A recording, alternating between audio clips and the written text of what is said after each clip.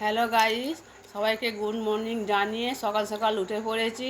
উঠে বাইরে কাজ সেরে নিয়ে আমি চলেছি ঘর মুছতে। এই যে ঘর মুছতে লেগে গেছি, বাইরে উঠোন ঝাঁট দেওয়া আর নোংরা ফেলা এসব কাজ হয়ে গেছে। হয়ে গিয়ে এই যে ভালো করে আমি এবার দালানটা মুছে নেবো। দালান মুছা হয়ে সমস্ত কাজ সেরে নিয়ে চলে এসেছি। এই যে বাজারে গিয়েছিলো তোমার দাদাভাই, মাছ এনেছে। আমি প্রথমে মাছটা বেছে নেবো। আর যে মুড়ি খাওয়া হয়ে গেছে, বাসন পড়ে আছে কলতলায়, এখনও মাজা হয় না। আমি বললাম মাছটা আবার পচে যাবে, আগে বেছে ধুয়ে নিই। এই যে বাজার থেকে নিয়ে চলে এসেছে আগে সকাল সকাল। মাছ আমার কাটা হয়ে গেছে। মাছগুলো যে তেল পোড়াটা খুব সুন্দর আছে।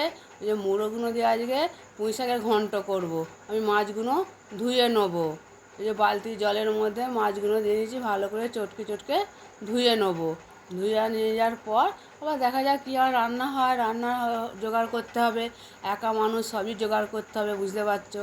আমি রান্নার কাছে চলে এসেছি। আজকে সব রান্না গ্যাসেই করব, তাই জন্য গ্যাস জ্বেলে দিয়েছি, কড়ায় তেলও দিয়ে দিয়েছি। কড়ার তেল গরম হয়ে গেছে, আমি একে একে মাছগুলো ভেজে নেবো। মাছ কড়াই দিয়ে দিয়েছি। আবার মাছ কড়াই দিয়ে আমি এইদিকে আবার সবজি নিয়েও বসে পড়েছি। সবজি নিয়ে বসেছি যে লাউ পুঁই শাক হবে আজকে। পুঁই শাক দিয়ে, কুমড়ো দিয়ে, পটল, ঝিঙে সমস্ত সবজি দিয়ে একটা মাছের মুড়ো দিয়ে সব মানে ছেঁচড়া করব। আর হবে মাছের ঝাল। আর মাছের তেল পোড়াটা খুব সুন্দর ছিল, সেই জন্য মাছের তেল পোড়াটা দিয়ে আলু দিয়ে পেঁয়াজ দিয়ে করবো ভাজা।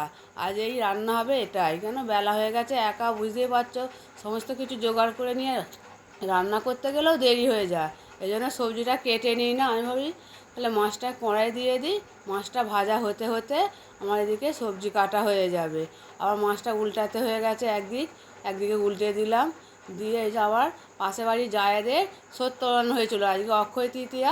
এই যে সত্যনারায়ণের প্রসাদ দিতে এসেছিলো, প্রসাদ দিয়ে চলে গেল।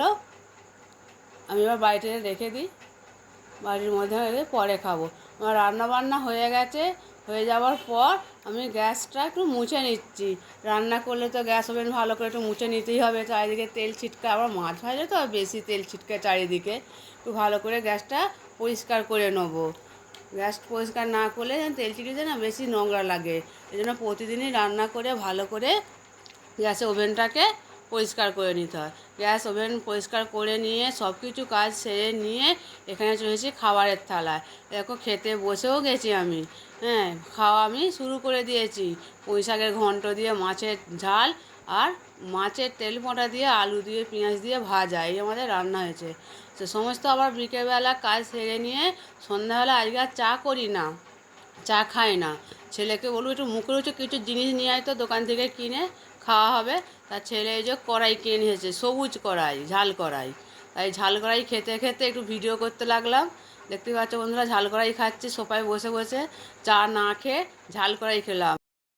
সকালবেলা সবজি এনেছে, ব্যাগেতেই ভরা আছে, বার করার সময় হয় না, শুধু মাছটা বার করে বেছে নিয়েছি আর সবজিগুলো সব ব্যাগের মধ্যেই আছে। যে এখানে দেখছি কুমড়ো এনেছে, শসা এনেছে, আর হচ্ছে কাঁচা লঙ্কা এনেছে।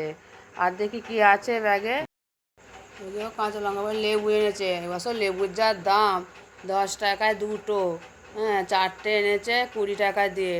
আর এনেছে টমেটো।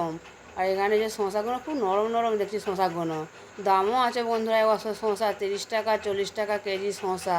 আর এখানে এনেছে ঢ্যাঁড়স। আচ্ছা, ভিডিওটি শেষ করলাম, সবাই ভালো থাকবেন।